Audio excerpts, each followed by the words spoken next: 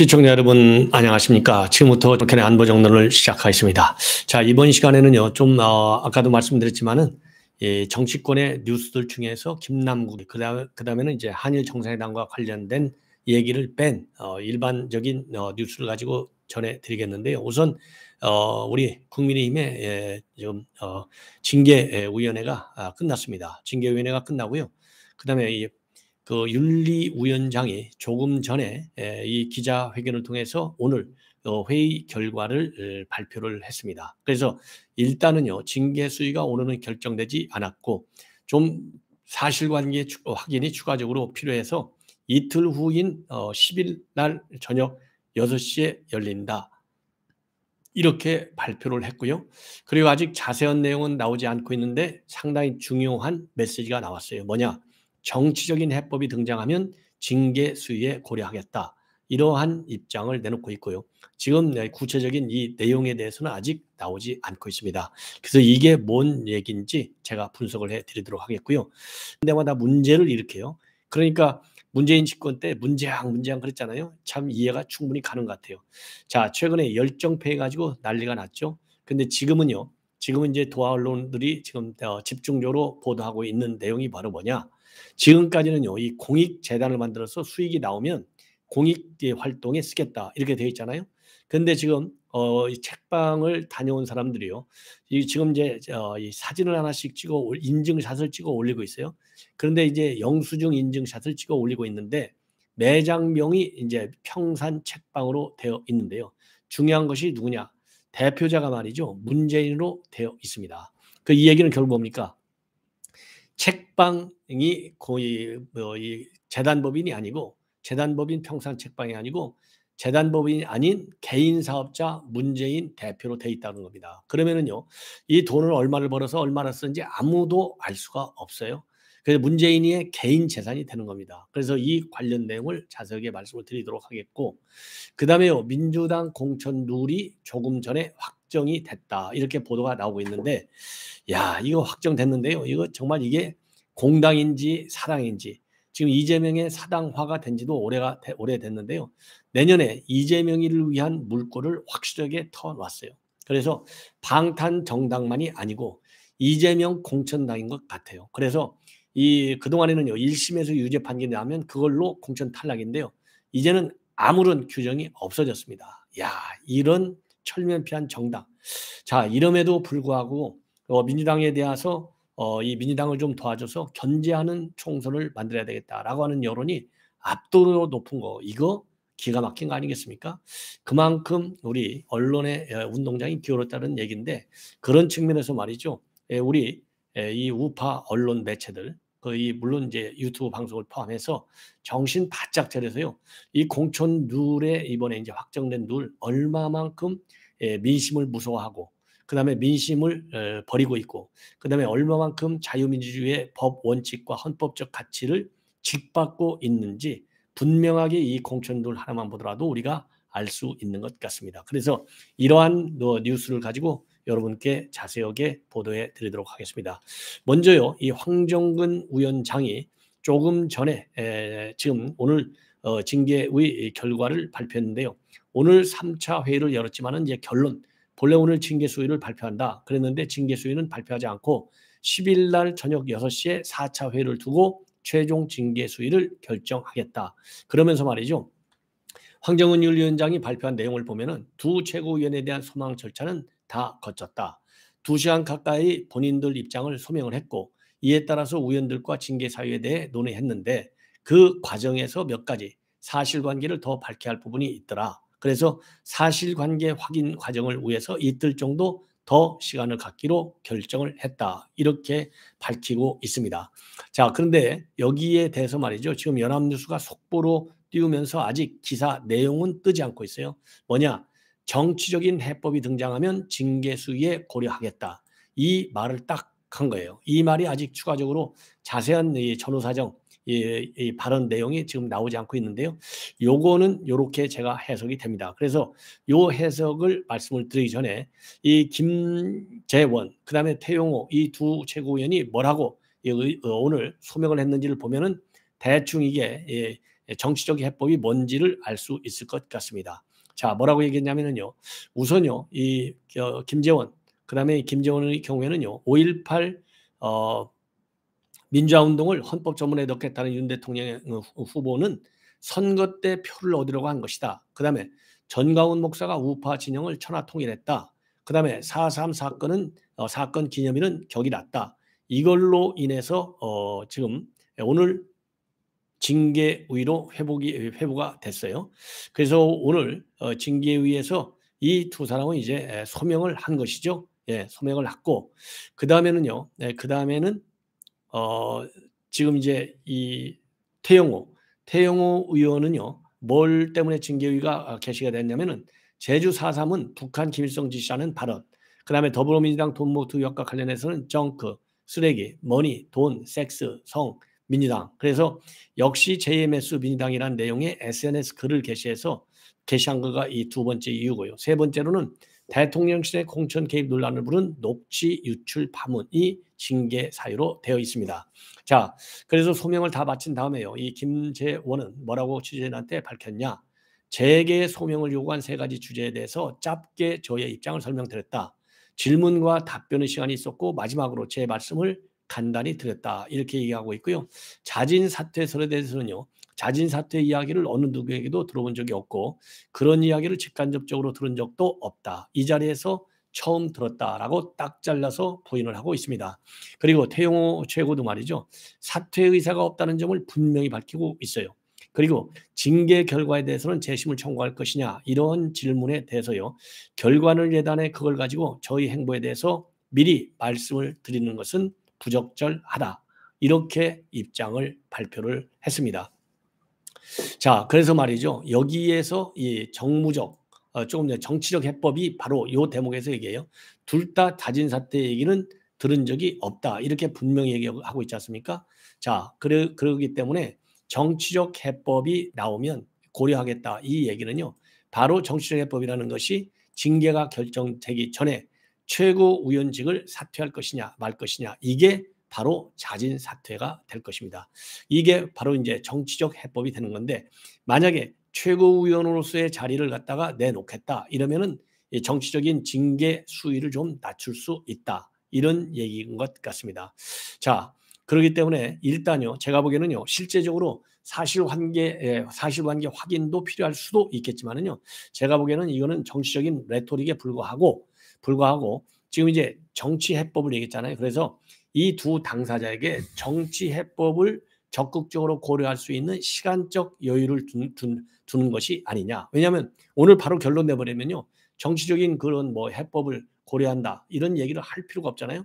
그렇기 때문에 이 이틀은 사실관계에 대한 추가 확인이라기보다는 정치적 해법이라는 게 뭐예요? 사표내라 이거 아니에요. 최고위원 사표내라.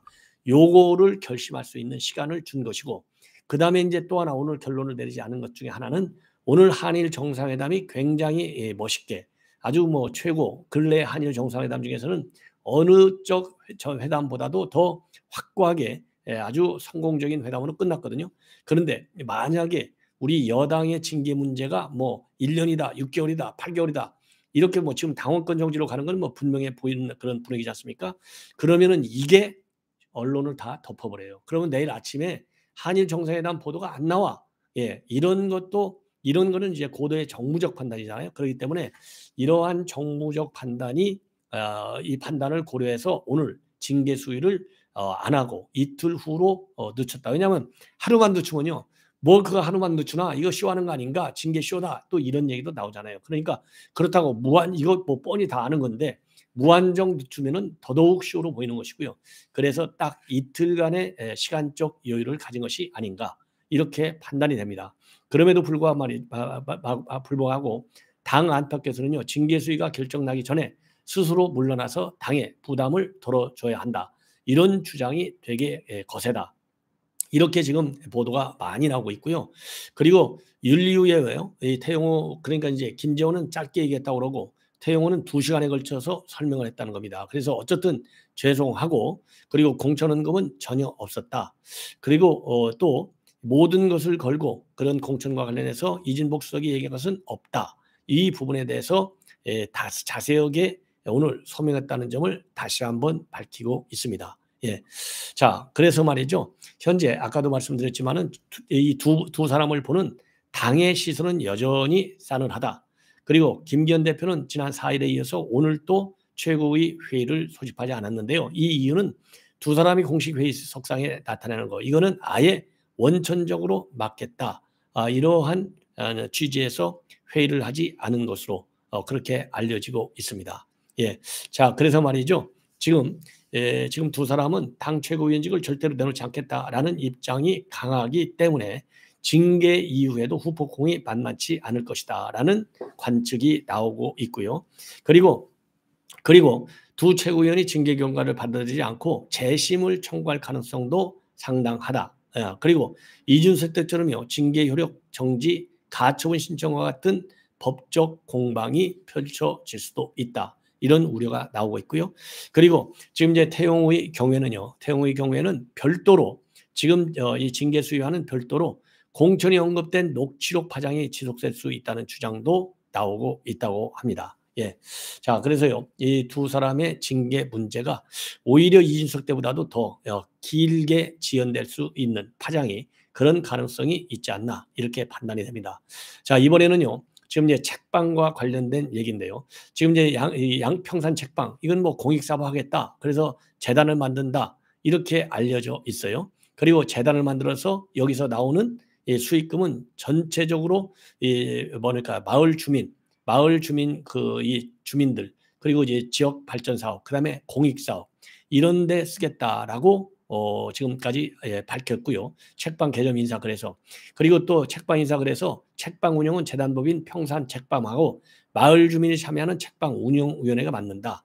그리고 수익은 전액 재단에 기속되고 이익이 나오면 공익 사업에 사용하겠다. 이렇게 밝혔어요. 그리고 홈페이지에 공개된 평산 책방의 사업자 등록번호는 뭐 520 땅땅땅땅 해놓고 대표자 이름 안도현 이렇게 나옵니다. 그런데 이 평산 책방을 방문한 사람들이요. 인터넷에 올린 인증샷을 보면은 그렇지가 않아요. 영수증에 보면은 말이죠. 사업자 번호는 앞에 공익재단 이거는 이제 520으로 되는데 이거는 448로 시작해요. 그리고 대표자 이름이 안도현이 아니라 대표자 이름이 누구로 되어 있느냐? 문재인으로 되어 있습니다. 그리고 두 사업자의 사업장 주소지는요. 똑같은 주소로 되어 있어요. 이거 국민들한테 장난치는 거잖아요. 이런 이 국민 무시 현상이 어떻게 이게 가능하겠느냐. 도저히 이해가 안 간다. 그래서요. 이 김경률 회계사는요. 이러한 것과 관련해서 뭐라고 해석하느냐. 서적 판매 수익을 재단에 기록시켜서 공익사업에 쓴다고 해놓고 버젓이 같은 장소에 같은 이름의 개업사업자 명의로 책을 팔고 있다는 얘기인데 문서 그대로 해석하면 개인의 영리사업으로 책을 팔면서 재단의 비영리사업이라고 속이는 것이나 다름없지 않느냐. 그러면서요. 더욱이 원칙적으로 하나의 사업장에는 두 개의 사업자가 존재할 수 없다. 그렇죠? 같은 주제에. 그러면서요. 김경률 회사는 문재인에게 예외를 적용해 줬다면 그 자체로도 특혜 소지가 있는 것이 아니냐. 이러한 반박을 하고 있습니다. 비판을. 그런데 여기에 대해서요. 문재인 측에서는요. 재단법인의 행정처리가 지연돼서 일시적으로 개인 사업자로 운영됐을 뿐이고 수익금 전에는 재단법인 평상책반에 귀속된다. 불필요한 억측은 지양해 달라. 이렇게 얘기했는데요. 불리하면 불리한 억측이라고 그러고 불리하면 나중에 이건 이 사무착오라고 그러고 지금 열정페이가 하나의 예가 되는 거 아닙니까? 비판 여론이 많이 쏟아지니까 그거 착오다. 그리고서 아예 자원봉사자를 취소를 하겠다. 요렇게 얘기를 지금 해명을 하면서 넘어가고 있어요. 야, 그러면서 말이죠. 어쨌든 이 사업자 등록 없이 책 팔면 불법이니까 임시로 개업 사업자라고 신고를 했을 뿐이고 이게 사업자 명의를 재단법인으로 이전한 절차가 마무리되면 개인 사업자는 폐업할 예정이다. 이렇게 밝히고 있어요. 자, 이게 얼마나 꼼수를 부리는 겁니까? 그래서 이 개인 사업자로 해놓고서 한번 여론의 반응을 또 보고 이건 도저히 이대로 갈 수가 없네. 그러면 그때사 공익재단으로 바꾸려는 편법적 차원에서 한 것이 아니냐. 왜냐하면요 이게 문재인이가 이거를 책방을 오픈하잖아요. 그러면은 아니 대통령까지 한 사람 아니에요? 뭐가 급해요? 그렇게 지금 급합니까? 하루 이틀 늦은들, 일주일이 늦은들, 한 달이 늦은들 그게 무슨 의미가 있느냐. 예. 법적으로 완벽하게 해놓고 해도 국민들의 시선이 아주 따가운데 국민들은 아예 시선이 뜨겁거나 뭐 말거나 관심 없어요. 지는 돈만 벌면 돼. 막 가는 문재인의 이 책방 이거 도저히 용납할 수 없는 것 같습니다. 예. 그래서 이 문제가요. 지금 이 재단 운영이라고 하다가 개인 사업자로 돌렸다. 야, 그리고 개인 사업자로 돌려갖고 비판이 나오니까 아니야. 먼저 이 책방을 열려면은 개인 사업자로 등록을 안 해놓고 바로 책을 팔면은 불법이기 때문에 일단 개인 사업자로 한 거야. 계속해서 재단으로 이제는 바꿀 거야. 이거 얼마나 치사한 치졸한 해명입니까? 기가 막히지 않아요? 예. 자, 이 정도로 이거는 넘어가고요. 그러다 보니까 이제 열정페이 하나 뒤집어졌잖아요. 자, 더군다나 이재명이가 열정페이 작살내겠습니다. 2017년도에 이미 그렇게 올렸고요. 그리고 사례를 알려주면 전부 확인하겠다. 그러면서 열정페이는 뭐냐? 재능 있는 청년들에게 열정을 구실로 해서 무임금 혹은 아주 적은 임금을 주면서 헌신을 강화하며 청년들의 노동력을 착취하는 행태다. 라고까지 네티즌 2017년도에 SNS에 올렸어요. 그러다 보니까 지금 이게 다시 소환이 됐습니다. 자, 그러면서요. 네티즌들이 지금 난리가 났습니다. 평산책방을 열기에 여기에 신고하면 되는 거냐? 예, 요렇게 지금 이 비판이 조롱이 계속되고 있어요. 자, 이제 마지막으로요. 민주당의 공천들이 드디어 말도 많고 탈도 많았죠. 왜냐하면요. 공천을 하는 데 있어서 권리당원의 이 입장을 많이 반영해달라. 왜냐하면요. 권리당원들은 대부분이 개딸들로 되어 있어요. 그래서 대의원의 영향력을 줄이고 권리당원인 개딸들의 입장을 많이 공천에 반영해달라. 이런 거를 굉장히 요구했어요. 그래서 대표적으로 요구한 것 중에 하나가 3선 이상은 동일 지역구에서 출마하지 못한다. 그리고 현역에 대한 당원 평가를 확대하는데 이 현역에 대한 당원 평가 이거에서 말하자면 당원의 권리당원 의견을 더 많이 들어달라. 그리고 경선 때 권리당원 투표 비율을 확대해달라. 이런 거를 요청했어요. 그런데 이런 것들이 대부분 이번에는 공천론에 포함되지 않은 것으로 알려지고 있습니다. 자, 그래서 사실상 개딸들이 이제 뒤로 밀린 것이죠. 그런데 문제는 바로 뭐냐? 재판이 진행 중에 있는 의원들도 전부 출마가 가능할 수 있게끔 해놨어요. 그래서 이 민주당에서는요. 말로는 국민 눈높이에 맞춰서 후보자의 도덕성 기준을 대폭 강화한 게 핵심이다. 이렇게 말은 하고 있지만은요.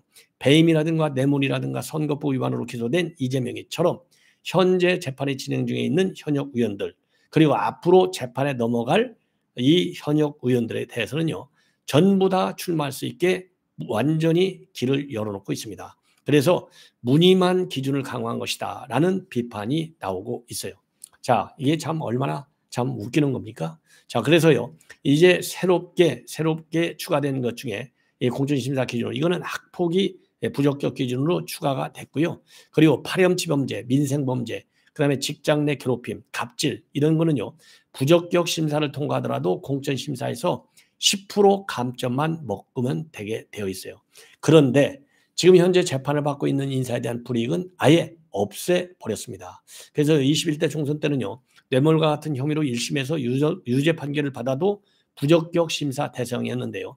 지금 내년 때부터는요. 하급심에서 유죄 판결을 받고 재판을 받고 있는 이 부분이요. 아예 없어졌어요. 제거버렸어요. 삭제해버렸어요. 야, 그래서 지금 민주당 내에서조차도 이거 이재명을 위한 것이 아니냐. 왜냐하면요. 이재명이 재판 중에서 가장 빠른 속도로 진행 중에 있는 선거법 재판, 총선 전에 1심 재판이 나오는데 이거 당연히 출마가 불가능한 이런 결과가 나오지 않겠습니까? 야, 그런데도 불구하고 이 출마할 수 있게 길을 열어 터준 겁니다. 야, 이 정도가 되면 민주당이 갈 때까지 갔다. 갈 때까지 간 게 아니라요. 참 이게 사당 정도가 아니죠. 네, 사당 정도가 아니에요. 자, 그리고요. 음주운전의 경우에는요. 선거일로부터 15년 이내 총 3번, 그리고 최근 10년 이내 2번, 윤창호법 시행 이후 면허취소 처분을 받았을 때는 예외를 두지 않고 부적격 저지라고 했는데 기준 자체는 동일해서 현역 의원에게는 추가적 불이익이 돌아갈 일이 하나도 없다. 예, 그리고요. 개딸들이 굉장히 반발했는데도 불구하고 별로 반영된 게 없다는 겁니다. 이걸 보면 이 개딸들이 상당히 다수인 것 같지만 사실상은 작다. 이런 결과가 나온다는 겁니다. 그래서요.